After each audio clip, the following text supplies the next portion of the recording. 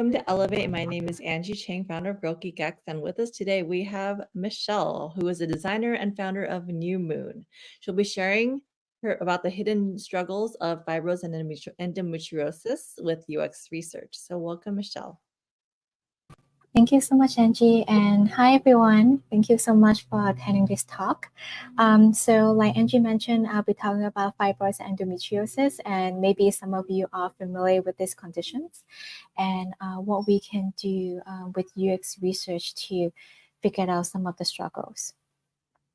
So I want to ask the audience to see if during your annual OB-GYN visits, if you know what kind of symptoms that you should talk to your doctors about.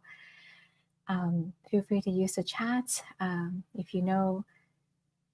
But I do want to spend a couple of minutes to talk about some of the abnormal symptoms that we should definitely mention during our visits.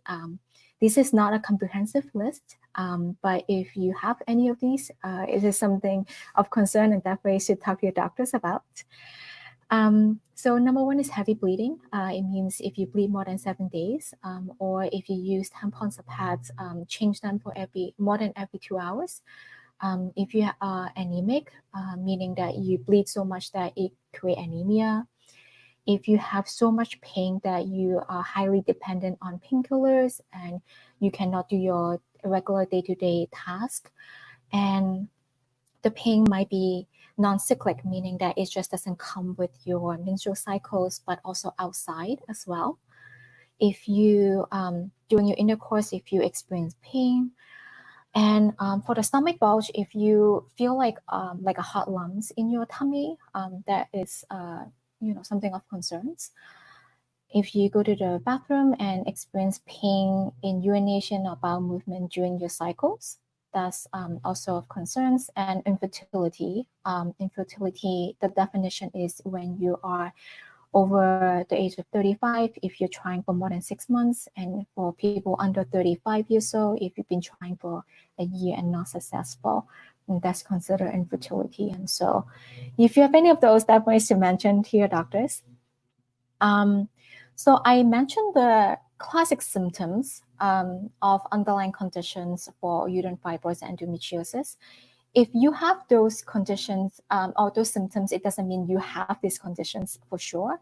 It just means that you definitely should talk to your doctors. But I do want to spend a couple of minutes to explain what are fibroids and endometriosis. Fibroids are basically benign tumors, and they exist inside the uterus, inside the cavity.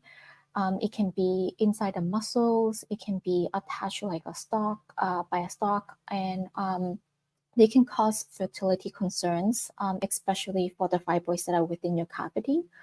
It can cause complications. It can make your uterus very big. It definitely can most likely cause you bleed a lot because of the larger volume of your uterus.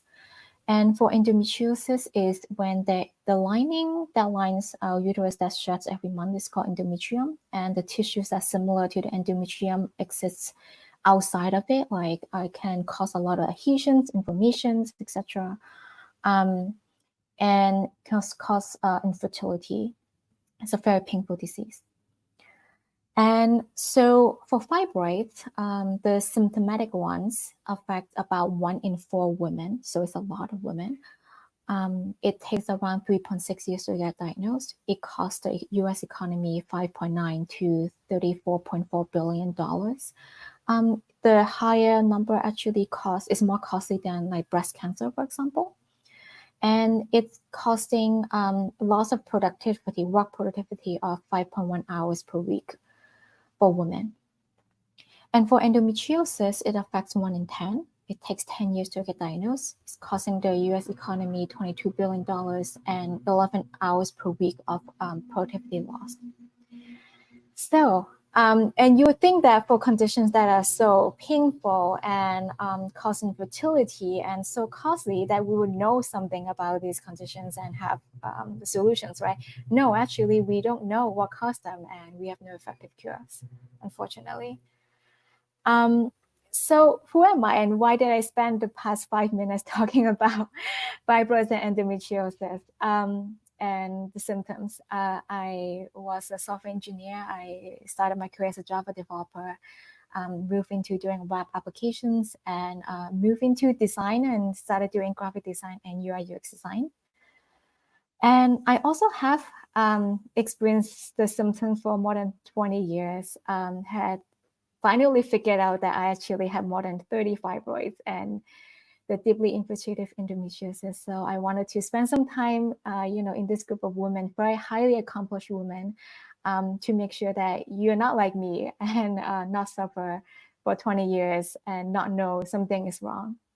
And of course, with my technology hat, I wanted to find out, hey, is that something that I could do? Because I've always helped other companies building products, and what if I can do something for people like myself? And so I put on my UX research hat on and went on and interviewed 60 people in a one-on-one settings, 30 of them patients, and a range of providers, from your PCP to your OB-GYN, fertility specialists, surgeons, etc., nonprofits. And so I wanted to share some of the takeaways. And so in this research, we identify mainly 3 personas. Of course, number 1 is the patient. Number 2, for the providers, we've divided between the regular OB-GYN, meaning the gynecologist that you see every year, and also the gynecologist who deliver babies when you're pregnant, and also and that's what we call regular OB-GYN, and OB-GYN specialists. So these are the people who receive extra trainings. They can do surgeries that they usually don't deliver babies. They usually only take care of gynecology. And they can do minimally invasive organ-preserving surgeries, handle complex cases. And so don't worry about reading this patient care journey. But we map out the patient care journey based on the interviews, from all the way from figuring out, starting the symptoms, all the way to seeking care, talking to doctors, trying different treatments. But in this big diagram, the x-axis is the emotional state of the patients. And as you can see, a lot of time the patient is actually spent on a very negative emotional state. And that's because they experience a lot of dismissal, self-doubt, dismissal from like friends, family, doctors, and even when they're trying to find the right doctors who listens to them, trying to find the right treatments, etc. So there's a lot of opportunities that we can actually dive into to improve the patient care experience. And so I want to summarize the research that we've done with 9 takeaways. And so number 1, of course, is we normalize abnormal symptoms. Patients oftentimes have experienced these symptoms for so long and they think that's normal. And so they don't bring it up to their doctors during the visit. They don't see doctors about them. And unfortunately, when they do bring them up, sometimes the physicians can, brush them off. And this is a quote from one of the patients, and says, the doctors brush it off, saying some people just have heavy periods. Number 2 is because of how U.S. healthcare system is structured, physicians are very limited. They can only spend 10 to 15 minutes with their patients. And from our research, it seems like doctors are required to see like 30 to 40 patients a day. So they're really rushed. So they don't have time to really ask thorough questions, do thorough exams, and they don't have time to educate their patients. So this is a quote from one of their patients who find out they have fibroids from the doctors. And then the next thing she knows was, my doctor just threw me away of the room and didn't explain anything about fibroids. Are they cancer? And the third point is the patient experience is really dependent on the physician's attitude. So out of the 30 patients that we interviewed, only 2 of them say something very positive about their physicians. And one quote is, my doctor is the only one who gave me all my options to draw what my fibroids look like, and gave the options for UV, hysterectomy, and treating it via medicine. And digging deeper, like why physicians have different attitudes, right? And so it turns out that when we interview the physicians, it seems like the physicians who are highly rated by their patients are trained by other physicians who are equally compassionate about this topic. So one quote from such surgeon was, "I was trained by someone who's passionate about endometriosis, and so that's why he carried that torch forward and make sure that he doesn't like dismiss his patients, etc." And physicians are also humans too, and they feel frustrated because, like I mentioned before, there's actually no effective cure for these conditions. So sometimes patients get angry when they try different things and nothing worked. And so this is one such quote is, "Sometimes patients get angry. It's not fair. There's no magic pill to treat endometriosis." And this point, it's kind of two-part. I mentioned before, OB-GYN tend to be more OB, meaning that they tend to focus on delivering babies and less about treating complex gynecological cases. But on the other side of things is that we have observed is that physicians tend to not ask for help when they need to. So this is one such example is a specialist surgeon explained, hey, there was a generalist, like an OB-GYN, general OB-GYN in surgery who couldn't operate on the patient laparoscopically, meaning that they couldn't do the more advanced minimal surgery. So they cut her open like delivering a baby like C-section style. The patient was Latino, of course. She's implying that there's some sort of race going on, meaning that like had it been like a white patient, maybe that wouldn't happen. And she went on saying, "But my MIG, the minimally invasive gynecological surgery department, was next door. They could have asked for my help." So this illustrates that, physicians just not very likely to ask for help. The seventh point is the health insurance system making things very difficult. So for example, we observed that a lot of the endometriosis specialists, they operate in private clinics and they don't take health insurance. So patients have to pay $10,000, $20,000, $30,000, $40,000 for surgery. And this is such quote from one of the private clinic. And she said, "That's the decision patients have to make between putting food on the table and seeking care for their pain." And of course, the research funding is severely lacking. So a doctor said that, in reproductive health, we're 20 years behind. We have the modern day technology, but we just don't have the funding to advance the reproductive health research. And the last point I wanted to really point out is no one actually cares about the woman suffering unless she's trying to get pregnant.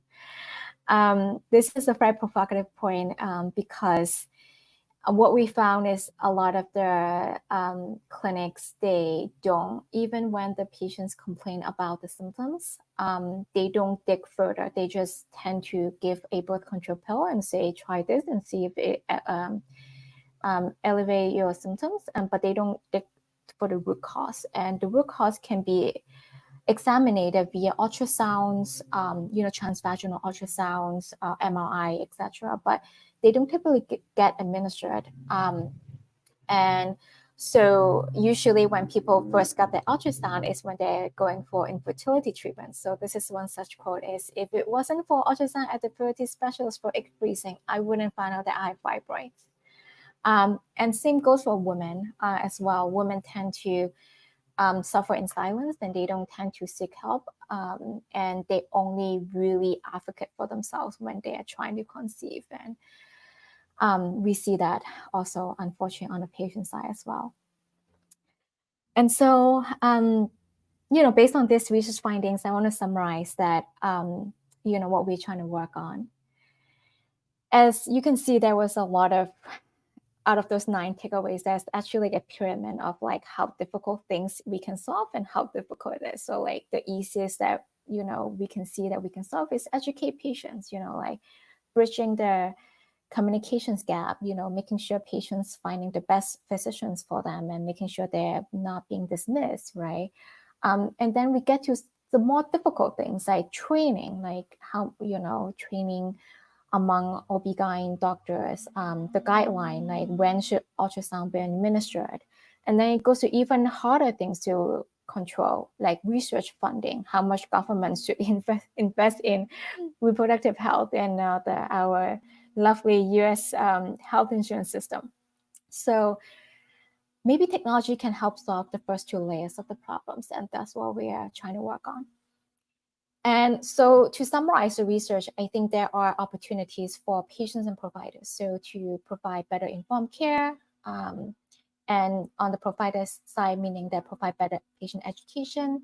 For patients, they want timely diagnosis. And for providers, maybe we can improve the intake process. And for patients to be better access specialists, better doctors. And for providers, like how can we encourage them to do a better referral network among one another?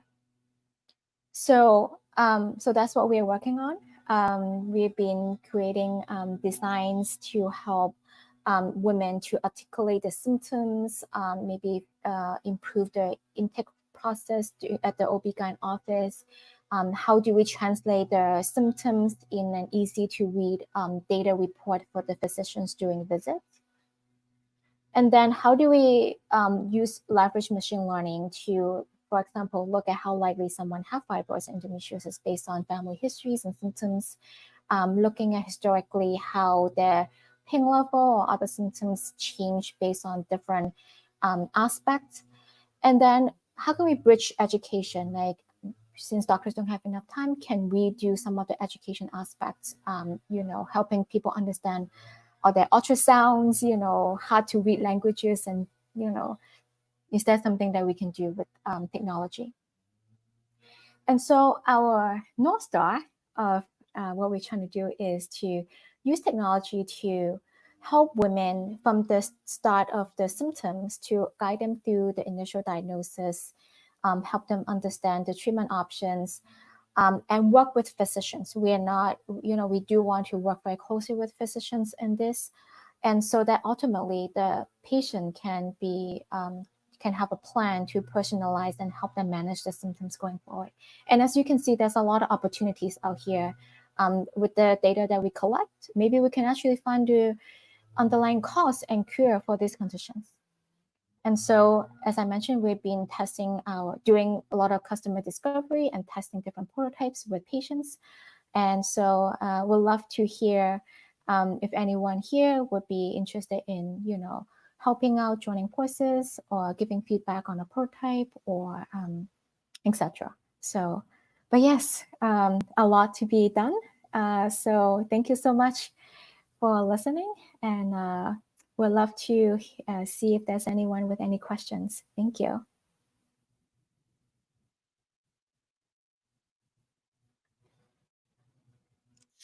Thank you. I think that's just about time for us today. So I really appreciate your sharing about fibroids and endometriosis, and definitely let us know how we can sign up. We'll be following you on LinkedIn. Great, Thank you. thank you. Thanks, Angie.